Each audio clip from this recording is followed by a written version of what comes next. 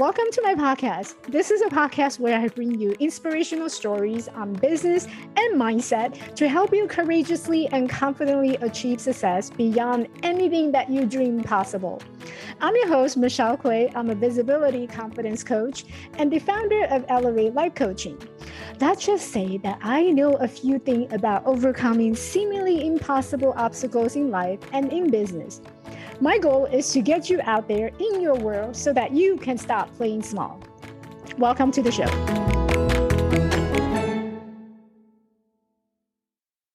Now, joining me today is someone that I have connected earlier in the year. I believe it's actually last year. And I love and adore Amanda because I follow her. So first of all, I follow her on social media. And I love the fact that she incorporated visual into her visibility media strategy.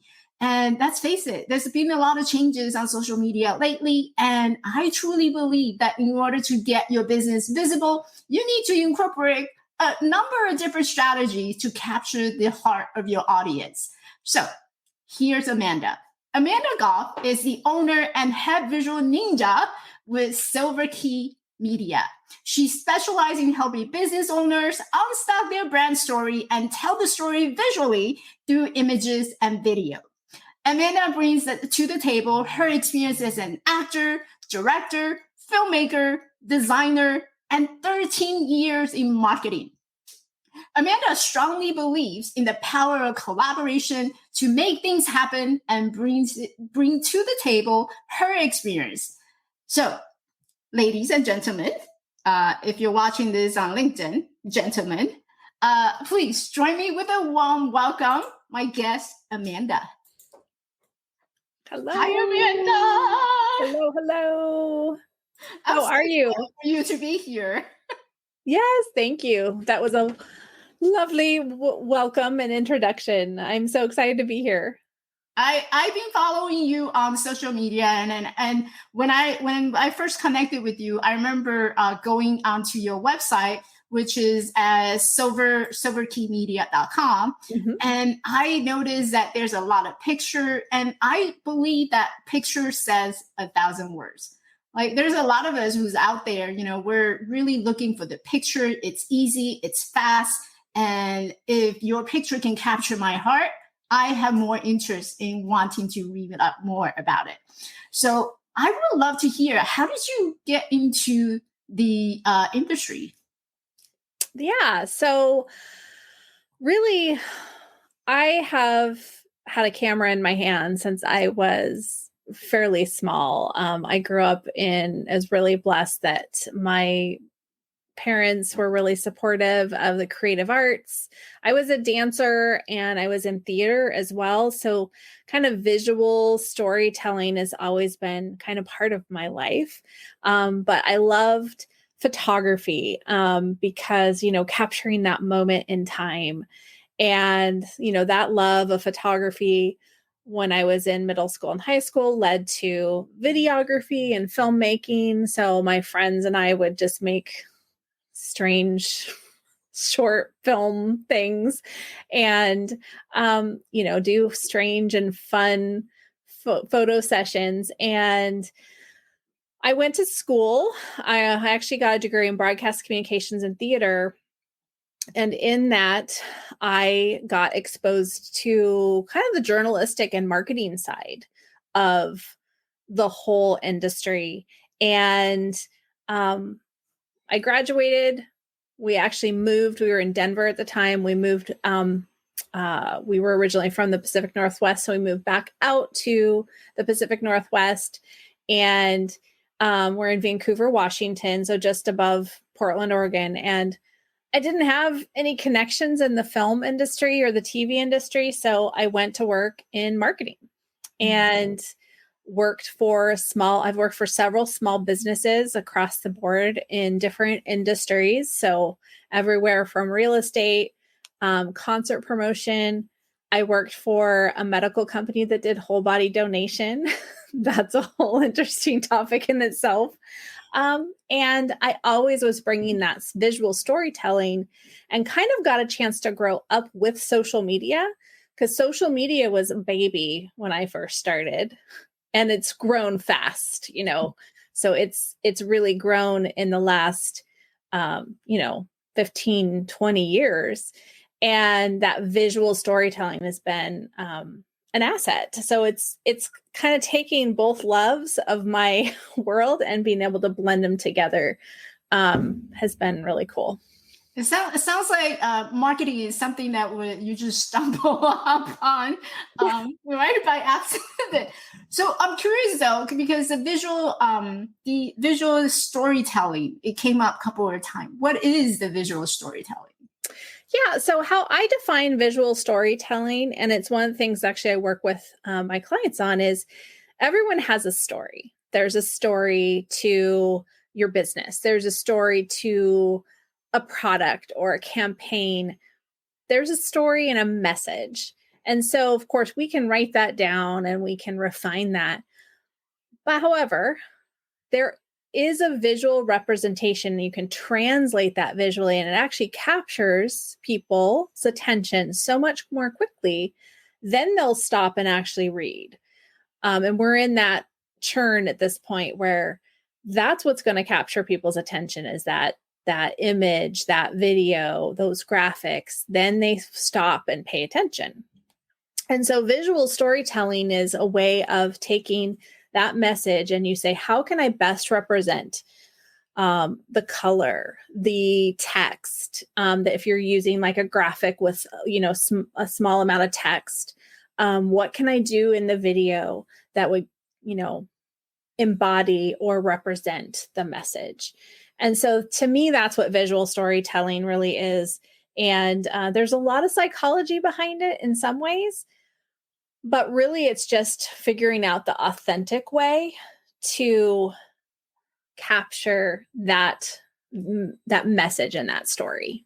Yeah, I truly believe that a picture says 1,000 words. And I think my one of my hidden talent that I didn't realize I had walking into the coaching industry is that I had background in art. I know how to paint. I know how to photography. So I brought all of that, the skills I have learned in the past into this industry without knowing that this would be a crucial skills to have, or good hard skills to have.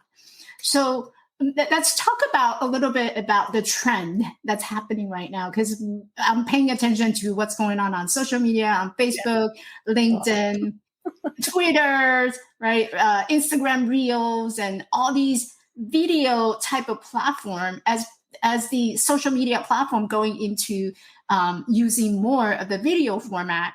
Yeah. How do you suppose that someone who's brand new to the industry might be able to use the basic skill that they have already and like really get their visibility going? Absolutely. And that's a great question, because a lot of people, they fear video. That's the first thing. They're like, I don't know how to do it, or I don't want to do it. And while I understand it is a mindset thing, and I often tell people, like, get over it, you've got to do it.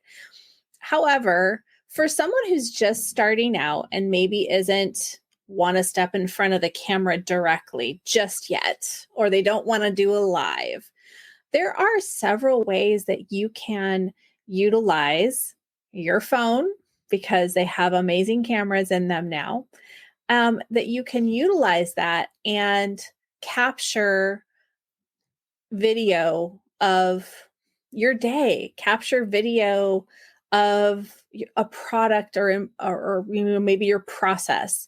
And you don't even really have to, you don't have to speak. So that's where I tell people to start first, is something like that. You can, most smartphones have a time lapse or a hyperlapse. So if you have something that's a process, yes, you might have to invest in a phone holder and a tripod because you need to set that up and some good lighting. It's not that expensive anymore, thank goodness.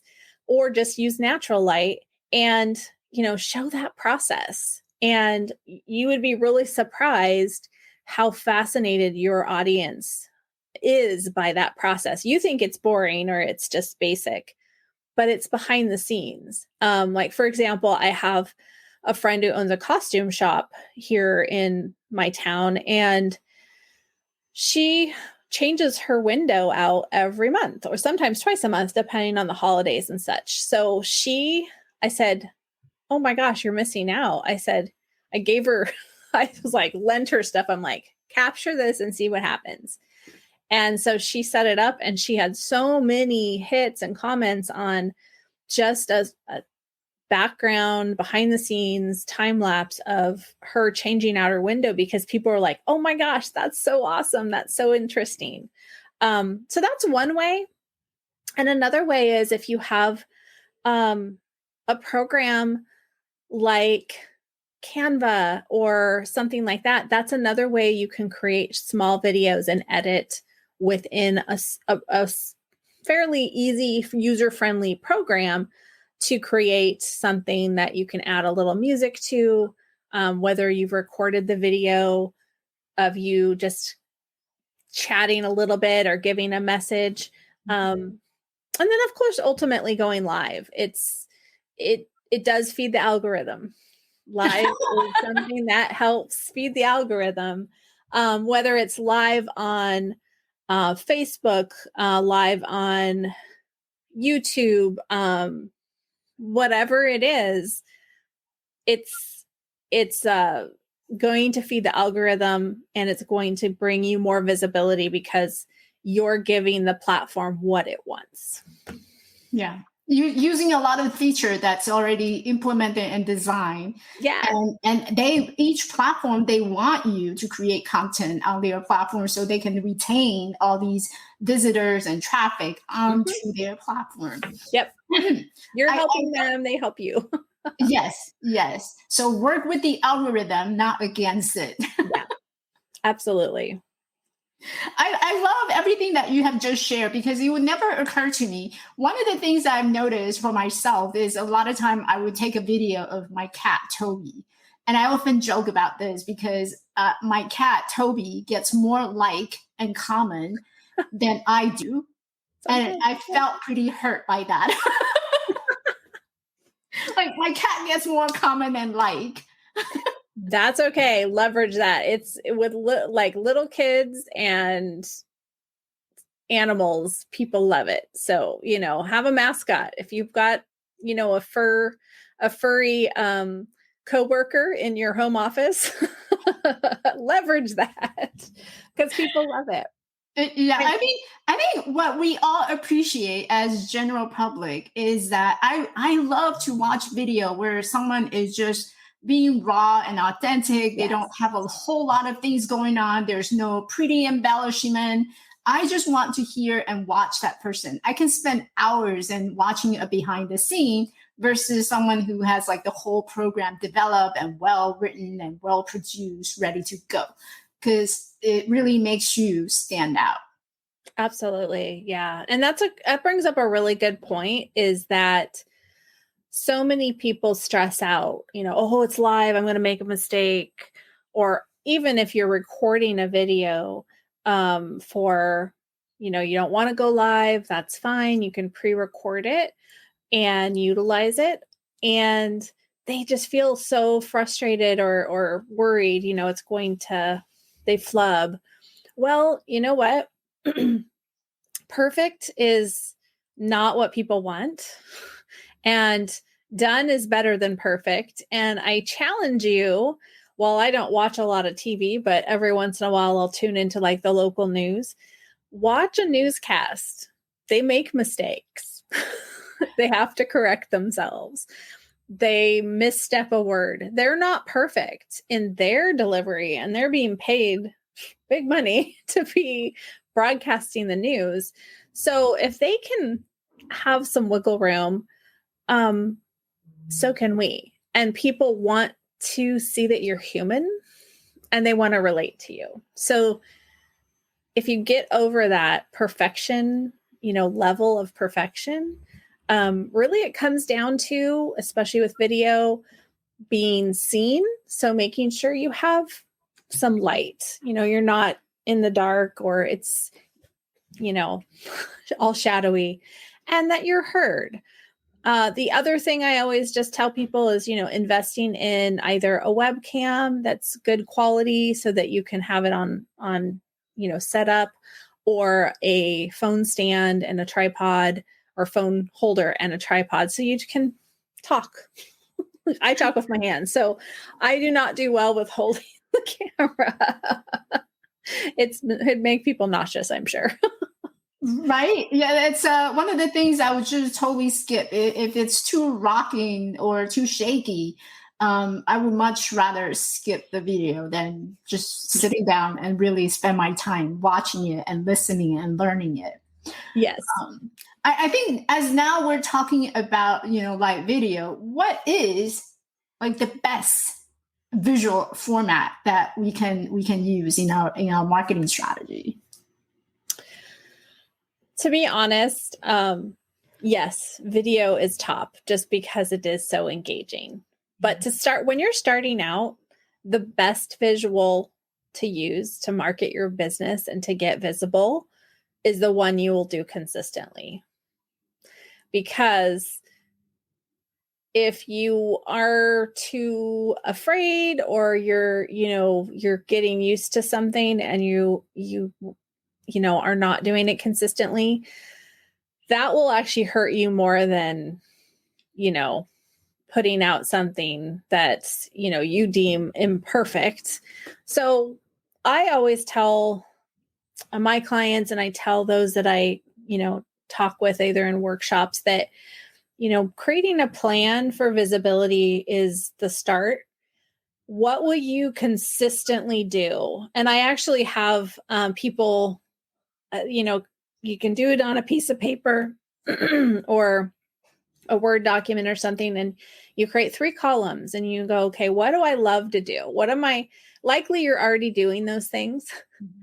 What do I know I should do? I'm willing to learn. I'm willing to get used to. And then what am I never going to do?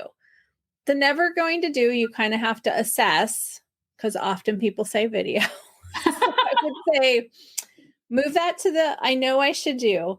But some things you can leverage out for visibility, like emails or, blogging, those are things of visibility. Even though they're written to a degree, you could have visuals in them, put those away, and then look at what you love to do and put it in your calendar, do it consistently. Take a picture behind the scenes twice a week and make sure you're posting it on your platforms. Or go live once a week in your group. Whatever that is and is going to get you the most visibility is going to be what you can do consistently. And start small. You don't have to do it all like this week.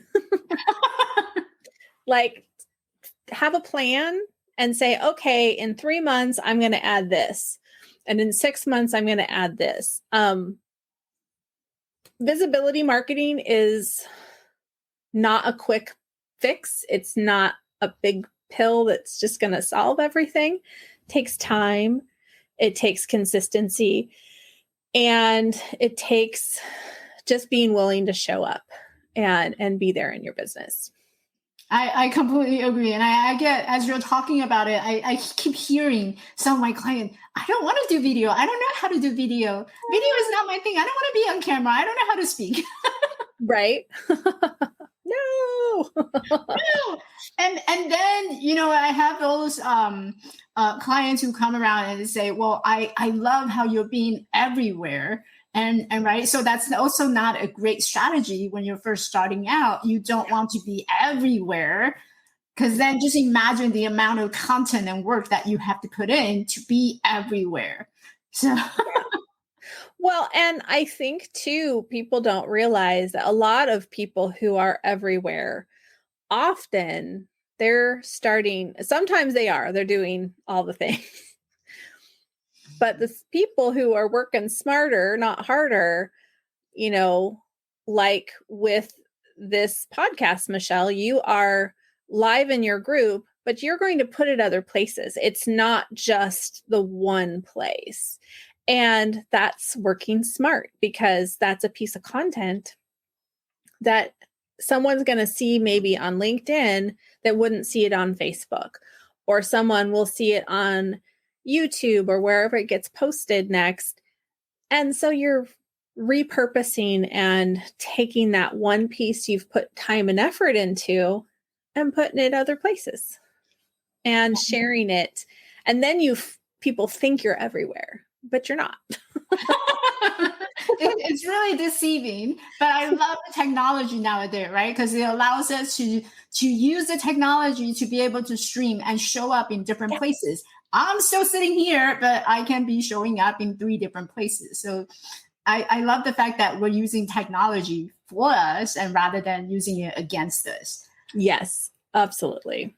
Amanda, how do you work with a client? Like, walk me through your process of working with clients.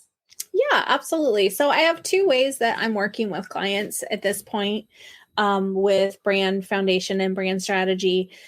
And that is either one-to-one.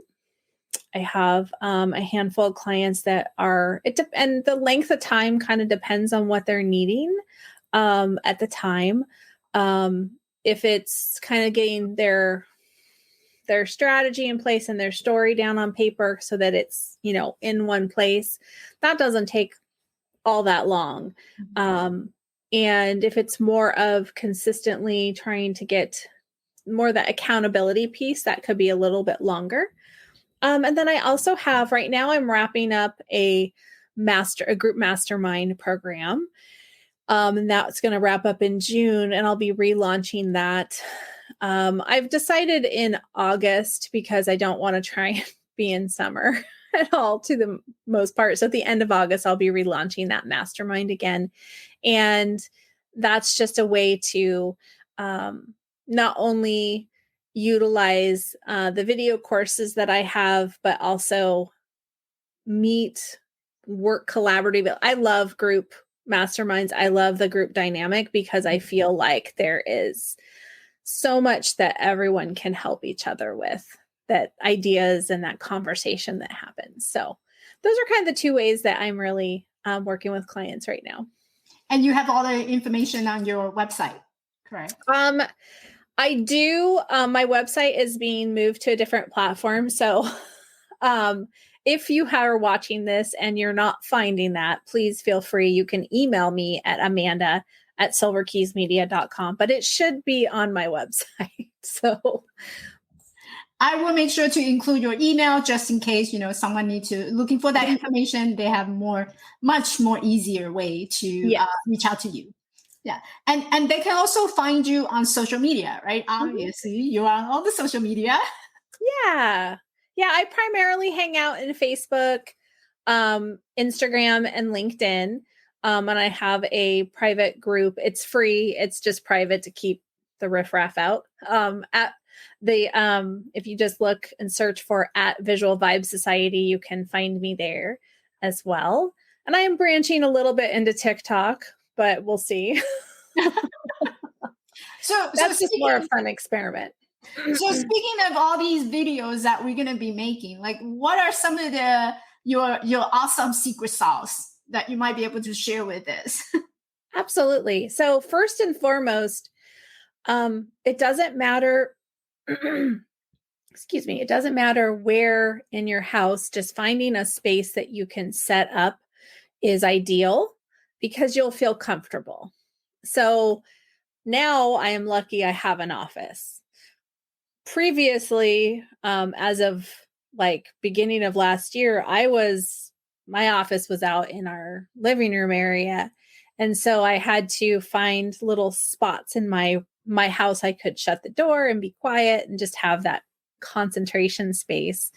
And then again, invest in either a good webcam or invest in a tripod, stand for your phone, so that you can feel confident in the setup and play around with it. It's not going to be perfect right away. So do some tests, play around, see what it looks like. Phones are great because the cameras for the most part are pretty good. They're pretty rock solid. And you can actually distribute it pretty quickly from your phone now to most platforms. So it's not like if it's just a quick message and you're not, needing to do any editing, which I would tell you not to do a lot of editing with most of your content. Be real and don't be perfect. Be yourself. Be authentic. If you flub, it's okay. The one big thing I will say, though, however, is if you are going live once a week, have a plan. Know what you're going to talk about. It doesn't have to be a script. It shouldn't be. But just know, because really in here and in here, you know what to say. It's there to share it like you would to a friend, to your ideal client that's out there that's watching.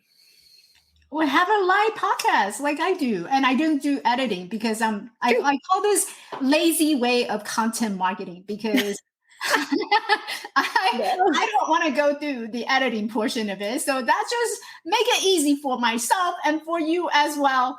That's just do it live. Yeah, absolutely. It's one of those things that, and not editing is better because again, it leverages just the humanity. It shows that you're a person and that people want that. They want to connect to people. We have Helen in the group and it's not showing up as her name. But again, because you have to give StreamYard the permission to show off your name. And Helen said that I love being imperfect now. Yes, absolutely. And I will say one of the few perks of going into shutdown, of going into having a big pause in this world. And while things were crazy and really difficult in many ways, we were forced to be we were forced to be imperfect. We were forced to be ourselves in our space. Yeah. And that was good. And so, Amanda, before I let you go, I know you brought some really cool gifts for our audience. Tell us a little bit more about that. Yeah, absolutely. So I do have, and I know Michelle's going to be sharing a link to a workbook. And that is how to find your awesome sauce, embracing your awesome sauce. And what that really boils down to is in your brand and your business, everything that makes up who you are and your story is your magic sauce. It's your awesome sauce. And so this is an exercise that will help you walk through the process of just looking at that and reframing. Often we get nervous or we think our story isn't valuable, and it's all valuable. It's all part of who we are. And so that's what this workbook is all about. And so that's the first thing. And then to all of the viewers out there, I just want to offer as well a 30-minute consultation that's for free. So if you want to connect with me, I know Michelle's going to put my contact information.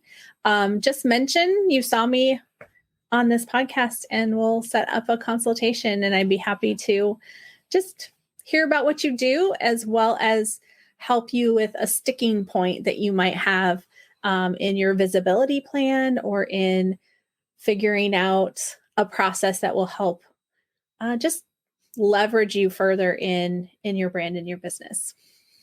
And I love the fact that we're using something that's easy, something that we can take out our phone and just record a short videos or something, a saying or just a clip. And we can do so many powerful things around it to repurpose it, to really increase and build our visibility without spending hours trying to write the long copies of it. Yes. No, don't do that. Don't do that. It's too much. I do it because I love it. I enjoy doing it, but I also do a lot of live videos, short videos. So if you don't enjoy sitting down and pulling your hair out or trying to figure out what to write, maybe video is just the answer to go. Yes, absolutely. And, to be honest, it's a really easy way it's like picking up the phone. If you've ever been texting someone, sometimes you're like, oh my gosh, I'm just going to pick the phone up because it's easier just to dialogue. Video is the same way. You can get a message across so quickly in a video. And if you start viewing it as a way to deliver your tools to deliver what you want to have impact on, that's going to help, I think, reframe here as well, that it's a tool to reach more people. Yeah. So say yes to the video. Right? Say yes. Say yes. And thank you so much, Amanda, for coming to the show. I really appreciate you, your wisdom, and all your great tips on how to use the visual aspects to really increase our visibility and drive it home. Absolutely. I really appreciate the time and the honor of being a guest on your podcast. Thank you so much. Hey, beautiful. Thanks for listening. Ever feel like you are out in the battle by yourself in this world? I know I did. If you found values from this podcast and you are a woman coach who is ready to launch your coaching career and looking for strategies to get seen, get heard, and get hired, I want to invite you to check out additional resources in launching your coaching business by visiting my website at elevatelifecoaching.org. This show is made possible by listeners like you. I would love for you to support me by subscribing to the podcast on your favorite platform. And don't forget to give me a thumbs up and a heartfelt review. See you at my next tea party. Bye now.